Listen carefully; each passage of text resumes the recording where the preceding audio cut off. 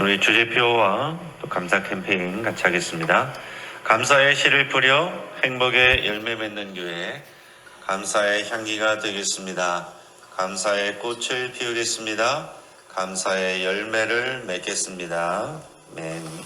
먼저 묵상 말씀 누가복음 15장 24절 같이 읽겠습니다. 이 내 아들은 죽었다가 다시 살아났으며 내가 잃었다가 다시 얻었노라 하니 그들이 즐거워하더라. 아멘. 이 시간 우리 오은주 권사님 나오셔서 우리 성경 봉독하시겠습니다. 목사님 환전하셨어요. 오늘 우리에게 주신 하나님 말씀은 구약 말라기 2장 13절에서 16절의 말씀입니다. 구약 말라기 2장 13절에서 16절 말씀입니다. 보여주세요. 한번. 찬양대회가 나와서 하나님 앞에 찬양으로 영광 돌리겠습니다. 자, 오늘 본문을 통해서 더럽혀진 결혼서약이라는 제목으로 오늘 말씀의 은혜를 같이 나누겠습니다. 여러분, 크리스마스가 가까워지게 되면 재방송으로 많이 나오는 영화 중에 하나가 나 홀로 집에라는 그런 미국 영화입니다. 이 영화의 내용들을 아마 대부분 여러분들이 다 보셨을 거예요. 집에 혼자 남아있는 꼬마가 이제 도둑들이 들어오는데 아주 재치있게 또 그 도둑들을 물리친다는 그런 재밌는 내용입니다. 근데 그 배경이 원래 시작이 어떤 거냐면은 이 크리스마스를 맞이해서 가족들이 이제 프랑스에 있는 친척 집에 이제 갑니다. 여행을 가는 거예요. 자, 크리스마스를 기념하면서 다 이렇게 또 기쁜 마음으로 들뜬 마음으로 다 이렇게 가는데 막내 아들 케빈이 집에 잠들었는데 너무 정신이 없어가지고 아들이 같이 가는 줄 알고 못 챙기고서 비행기를 타고 가버린 겁니다. 이 케빈이란 아이가 눈 떠보니까 집에 혼자만 남아있고 그래서 그런 이제 여러 가지 소동이 벌어진다는 그런 스토리예요. 자, 근데 이 영화를 보면서 많은 사람들이 어떤 것을 생각하게 됐냐면은 크리스마스는 저렇게 가족들과 함께 보내는 거구나. 가족들과 함께 행복한 시간, 즐거운 시간 이렇게 보내는 거구나. 이런 생각들을 많이 하게 됐다는 얘기죠. 여러분, 서양인들은 이미 크리스마스를 가족과 함께 하는 시간이라는 것을 오래전부터 생각해오고 또 그것이 일반화되어 있습니다. 예수님께서 이 땅에 오실 때, 크리스마스의 주인공인 예수님께서 이 땅에 오실 때 가정을 통해서 오셨습니다. 아빠 요셉과 엄마 마리아의 아들로 오셨습니다. 자, 그것도 그냥 아빠 엄마가 아니고 하나님을 사랑하고 그의 말씀에 순종하는 경건한 부모의 자녀로 예수님께서 오셨습니다. 자, 하나님께서 가정을 만드셨고 또 가정을 통해서 하나님의 사명을 이루도록 하셨습니다. 그래서 창세기 1장 28절에 보면 하나님께서 아담과 하와에게 주신 사명이 있습니다. 우리 같이 한번 읽어볼까요? 하나님이 그들에게 복을 주시며 하나님이 그들에게 이르시되 생육하고 번성하여 땅에 충만하라. 땅을 정복하라. 바다의 물고기와 하늘의 새와 땅에 움직이는 모든 생물을 다스리라 하시니라. 아멘. 남자와 여자를 만드시고 주신 최초의 사명이 이것입니다. 이것이 지금까지도 이어지는 거예요. 자, 생육하고 번성하여 땅에 충만하라. 땅을 정복하고 다스리라. 자, 이것의 제일 처음이 뭡니까? 1차적인 것이 생육하고 번성하여 땅에 충만하라. 이것입니다. 자, 이것을 한마디로 말하면은 자녀를 많이 낳으라는 얘기예요. 그냥 자녀만 많아져서는 되는 일이 아닙니다. 그 부모가 먼저 하나님을 사랑하고 또 주의 말씀에 또 순종하며 하나님과의 그 특별한 관계 가운데서 신실해야 됩니다.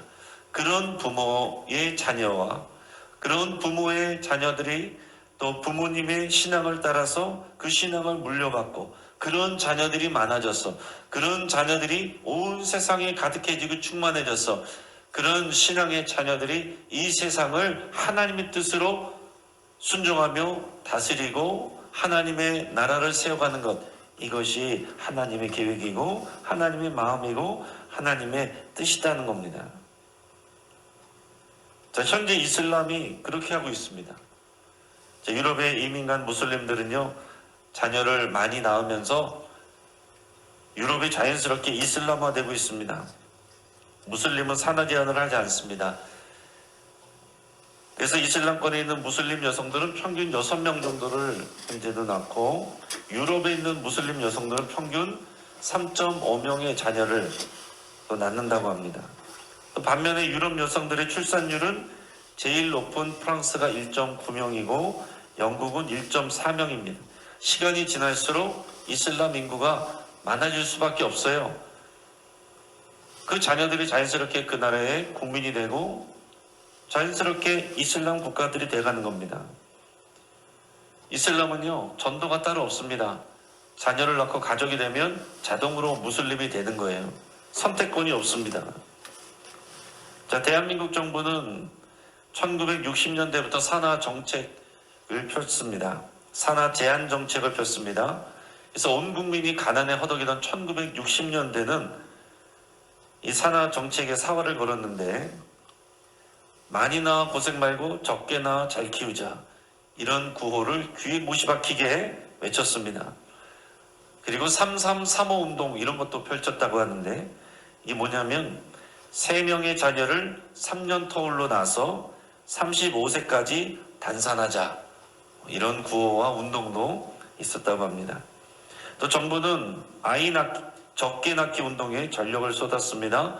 그래서 그 당시에 보건소나 또 가족계획지도원에서는 무료로 불임수술을 해줬습니다. 1970년대 정부는 딸아들 구별 말고 둘만 낳아 잘 기르자 그랬습니다. 그러다가 1980년대 정부는 하나 낳아 젊게 살고 좁은 땅 넓게 살자, 잘 키운 딸 하나 열아들 안 부럽다, 사랑으로 낳은 자식 아들 딸로 판단 말자. 남아 선호 사상이 강하다 보니까 또 아들 낳을 때까지 자꾸 자녀를 낳으니까 구별 말고 하나만 낳자, 1980년대에 그런 표가 나왔었습니다. 그 결과 우리 대한민국 현재 출생률은 0.7이라고 합니다. 프랑스가 1.9명, 영국이 1.4명인데 대한민국이 0.7이에요. 내년에는 이 0.7 벽도 무너질 걸로 다 예견하고 있습니다. 이 방화동만 해도 유치원이 줄어들고 있고 초등학교가 합병을 하려고 합니다. 자, 이런 상황에서 가정의 형태는 예전과 많이 달라져 가고 있습니다. 자, 예전에는 3대가 모여 사는 이런 대가족 형태가 많았었습니다. 그러나 요즘에는 이제 부모와 자녀로 구성되어 있는 핵가족이 대부분이죠. 그러나 그 정도가 아니라 또 한부모 가족, 조손 가족, 또 재혼 가족, 무자녀 가족, 동거 가족, 다양한 형태의 또 가족들이 있습니다. 또 연예인 중에는 정자은행에서 정자를 사서 아이만 낳아 기르는 그런 비혼 가정도 있습니다. 또한 1인 가구도 부쩍 늘었습니다. 혼자 사는 또 그런 젊은 사람들이 많아졌어요. 여기까지는 우리가 이해하겠는데, 더 나아가서는 서구권에서는 지금 사회적인 성 개념, 또 동성결혼이 확정되면서 이제는 부모의 성이 우리가 일반적인 상식처럼 알고 있는 아빠 엄마의 남자 여자가 아니라 남자와 남자, 여자의 여자, 이런 경우들이 많이 있습니다. 지금 영국, 프랑스, 캐나다, 스웨덴 이런 주요 유럽 국가에서는 아빠 엄마라는 이 단어 자체가 성차별적이다, 그런 개념이라고 생각해서 부모일, 부모이 이렇게 표기하고 또 표현하는 경우가 많다고 합니다. 우리가 이런 것을 따라가야겠느냐 하는 겁니다. 우리가 다양한 가정의 형태에 대해서 교회가 수용하고 돌봐야 되지만 이런 것을 따라가는 것은 아니죠. 여러분, 최근에 한국교회 청년사역자 한 분이 또 그런 얘기를 했습니다. 우리 전통적인 한국교회가 이런 다양해진 가족 형태를 충분히 배려하지 못하고 있다. 그래서 이 전통적인 가족 형태만 강조하고 또 구역이나 이런 모습들도 또 그런 것을 기준으로 하고 있기 때문에 교회 왔다가 또 이런 데 적응하지 못하고 소외감을 느끼는 그런 청년들과 성도들이 많이 있다. 이런 것들을 지적을 했습니다.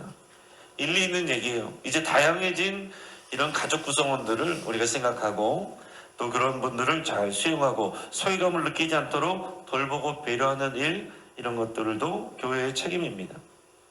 자, 그렇지만 그 이전에 가정을 만드시고 가정을 통해서 하나님의 사명을 감당하도록 하신 하나님의 뜻과 계획을 우리가 놓치면 안 됩니다. 그것이 기준이 돼야 돼요.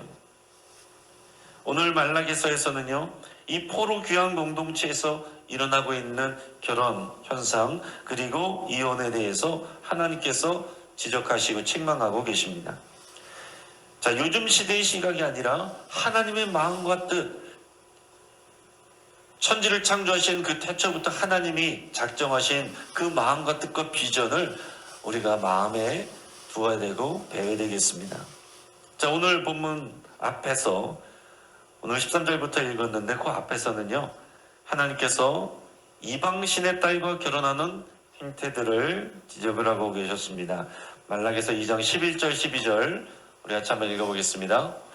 유다는 거짓을 행하였고 이스라엘과 예루살렘 중에서는 가증한 일을 행하였으며 유다는 여호와께서 사랑하시는 그 성교를 욕되게 하여 이방신의 딸과 결혼하였으니 이 일을 행하는 사람에게 속한 자는 깨는 자나 응답하는 자는 물론이요 만군의 여호와께 제사를 드리는 자도 여호와께서 야곱의 장막 가운데에서 끊어버리시리라. 아멘.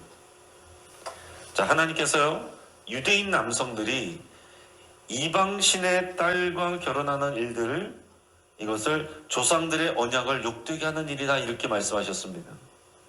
자, 이방신의 딸과 결혼한다는 것은요, 자, 이방신, 즉 우상을 섬기는 그런 여성과 결혼하는 행위를 말합니다. 자, 하나님은 거룩한 나라를 만들기 원하십니다.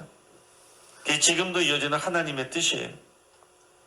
오직 여호와 하나님만 사랑하고 섬기고 예배하는 그런 거룩한 나라, 이게 하나님의 나라입니다.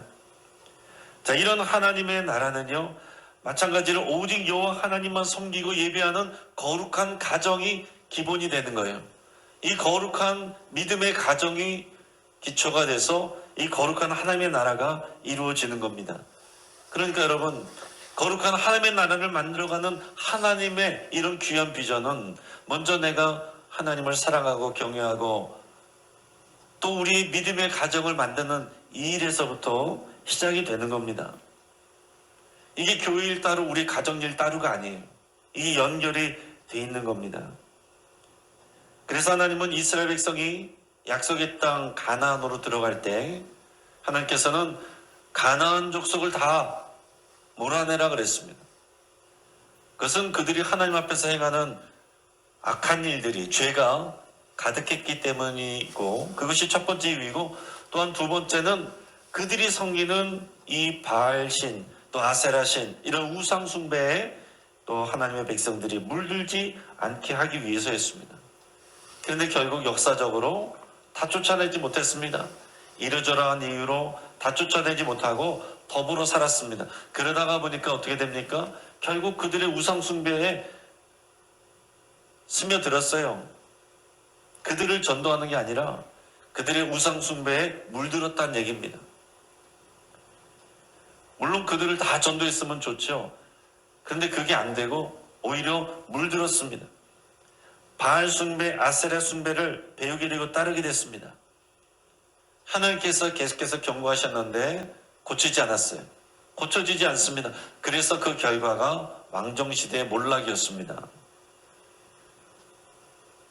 그래서 유대 백성이 바벨론에 가서 70년 동안 다시 교육받고 돌아와가지고 재건 중에 있어요. 성전도 다시 짓고 그리고 율법도 다시 가르치고 그렇게 재건하고 있는 이 상황인데 다시 신앙이 해이해지고 있고 또 우상을 섬기는 여성들과 결혼한 것을 아무렇지 않게 여기면서 그런 것들이 문화처럼 번져나가고 있었다는 것입니다. 유다 백성들이 또다시 그러고 있는 겁니다. 결국 그것이 시작이 돼서 나라가 망하고 이 고생을 하다가 다시 이렇게 와서 시작하고 있는데 이것을 또다시 행하고 있다는 얘기예요. 여러분, 현대에 이 비신앙인과 결혼하는 것을 우리가 그러면 어떻게 바라봐야 될까요? 여러분, 제일 좋은 것은 그리스도인들끼리 결혼하는 일입니다. 건강한 믿음의 가정을 이루는 것은 하면 좋고 아니면 말고 그런 문제가 아니에요. 신앙은 여러 조건 중에 하나가 아니라 결혼 생활의 중심입니다. 그리고 믿음의 가정을 이루는 것이 하나님 나라를 세워가는 기초예요. 그렇지만 현실적으로 그러기가 쉽지가 않습니다. 지금 교회 안에 신앙이 좋은 남자 청년이 별로 없습니다. 상대적으로 신앙이 좋은 여자 청년들은 좀 더 있는데 신앙이 좋은 남자 청년들이 절대적으로 부족해요. 그러니까 신앙이 좋은 여자 청년들이 믿음의 가정을 이루고 싶어도 그게 쉽지가 않은 겁니다. 현실적으로 쉽지가 않아요. 그래서 그 다음으로는 믿음 없는 상대를 전도를 해서 그래서 결혼하는 그런 방법이 되겠죠. 종종 그런 가정들이 있습니다. 그래서 믿음이 없던 배우자가 믿음이 없던 이제 애인이 결혼을 하면서 결혼을 통해서 믿음 생활을 하게 되는 그런 좋은 또 그런 가정들도 또 있습니다. 그럴 때는 결혼 생활이 또 하나의 선교가 될 수 있겠죠. 하지만 훨씬 더 많은 가정에서는 신앙 없는 배우자와 결혼해서 많은 갈등을 겪거나 또 본인도 신앙생활을 하기 어려워지는 또 많은 눈물을 흘리는 분들도 많이 있습니다. 비일비재합니다. 여러분, 하나님께서는 또한 이혼에 대해서도 지적을 하셨는데 그게 오늘 본문 13절 14절 말씀입니다. 우리 13절 14절 같이 읽겠습니다. 너희가 이런 일도 행하나니 곧 눈물과 울음과 탄식으로 여호와의 제단을 가리게 하는도다. 그러므로 여호와께서 다시는 너희의 봉헌물을 돌아보지도 아니하시며 그것을 너희 손에서 기꺼이 받지도 아니하시거늘 너희는 이르기를 어찌 됨이니까 하는도다. 이는 너와 내가 어려서 맞이한 아내 사이에 여호와께서 증인이 되시기 때문이라. 그는 내 짝이요 너와 서약한 아내로되 네가 그에게 거짓을 행하였도다. 아멘. 자, 하나님께서 말씀하신 게 뭐냐면 이 유대인들이 나와서 제사를 드리고 기도를 하는데 그 앞에서 눈물을 흘리고 울면서 탄식하는 자들이 있다는 거예요. 자, 열심히 제사를 드리고 제물을 드리는데 하나님께서 기도를 응답하지 않으세요. 그래서 눈물을 흘리며 탄식한다는 겁니다.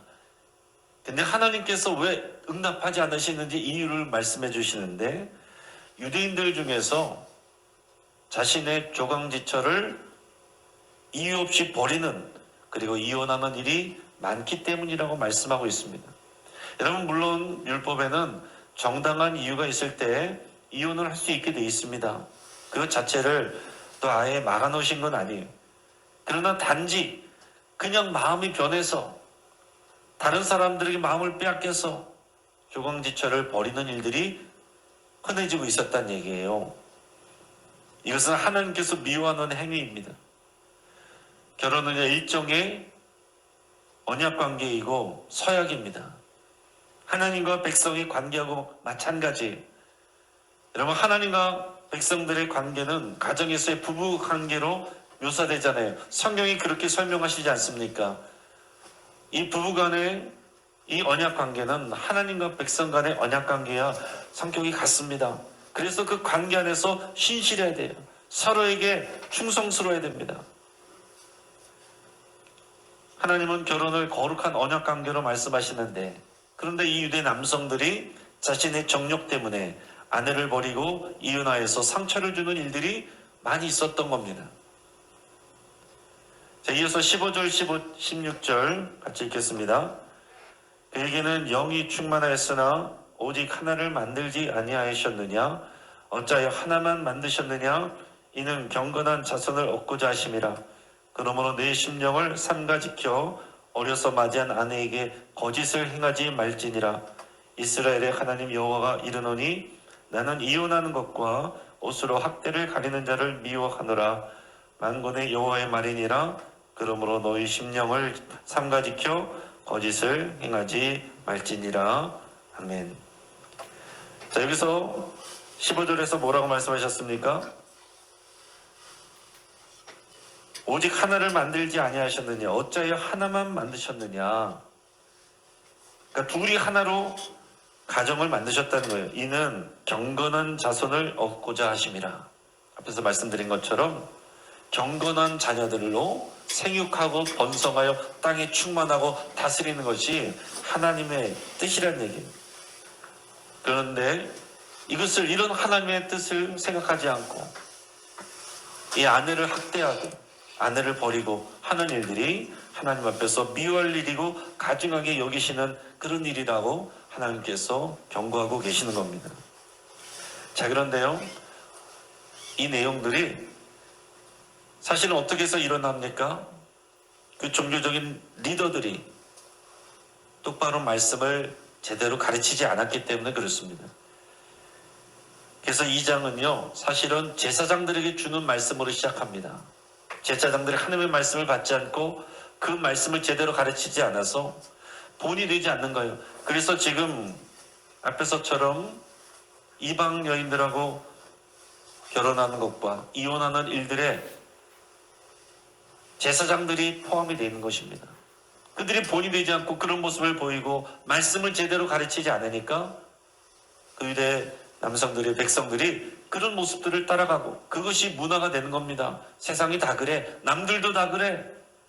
남들도 다 그러고 그것이 문화가 돼도 하나님이 기뻐하시지 않는 일은 아닌 것입니다. 사랑하는 여러분, 우리가 예수님이 오시는 날을 기다리고 예수님은 가정을 통해서 오셨고 하나님의 나라를 만들어 가시는데 우리 한 사람 한 사람을 구원하실 뿐만이 아니라 믿음의 가정을 만드시고 믿음의 가정을 기초로 또 하나님의 거룩한 나라를 만들어 가시기 위해서 오셨습니다. 오늘 우리의 가정을 돌아보시고 우리 자녀를 위해서 여러분 간절히 기도하는, 우리 가정을 위해서 기도하는 이 대림절과 우리 성탄절 되기를 주의 이름으로 축복합니다. 이 시간 먼저 함께 말씀을 붙잡고 기도하겠습니다. 여러분, 이 시간 말씀을 붙잡고 기도할 때 먼저 우리 배우자와 자녀들을 위해서 주의 이름으로 축복하며 함께 기도하겠습니다.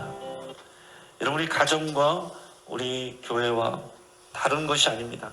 다 연결이 되어 있습니다. 배우자와 자녀를 하나님께서 우리에게 붙여주셨는데 우리가 만나고 결혼하고 자녀를 할 때 하나님께서 함께하고 계시고 하나님께서 돌보고 계십니다. 부부 사이에 하나님이 증인이 되고 계시고 우리 자녀를 하나님이 주셨습니다. 믿음의 가정으로 만들어가는 것은 하나님의 명령이고 귀한 사명인데 이것이 또한 쉽지 않은 경우들이 많습니다.